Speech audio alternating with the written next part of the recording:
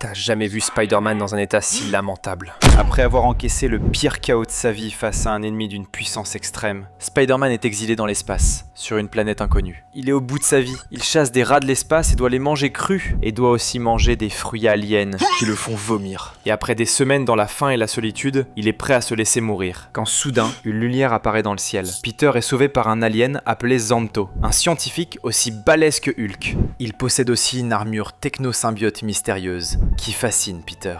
Zanto la nourrit et guérit, agissant comme un bon samaritain de l'espace. Quelques semaines plus tard, Peter décide de faire un petit geste pour remercier son sauveur. Il va dans les lieux souterrains du vaisseau pour le nettoyer. Mais lorsqu'il entre dans l'une des pièces qu'il n'avait jamais explorées, il est horrifié. Il découvre que Zanto n'est pas un bon samaritain, mais plutôt un scientifique cruel qui emprisonne ses victimes pour les soumettre à des expériences terrifiantes. Peter est fou de rage et frappe Zanto, qui tente de se justifier en disant que tout ça, c'est au nom de la science. Mais Peter ne veut rien entendre. Donc Zanto le poursuit avec une arme spéciale qui peut déjouer son sens de l'araignée. Peter est piégé sur le vaisseau et n'a nulle part où aller, mais se rappelle de l'endroit où Zanto garde son costume techno-symbiote. Il esquive Zanto juste assez longtemps pour s'y diriger, et lorsque Zanto le rattrape, surprise, Spider-Man lui avait volé son armure, obtenant ainsi des nouveaux pouvoirs qu'il n'avait jamais eu auparavant, même avec Venom. Et pense à t'abonner si la suite t'intéresse.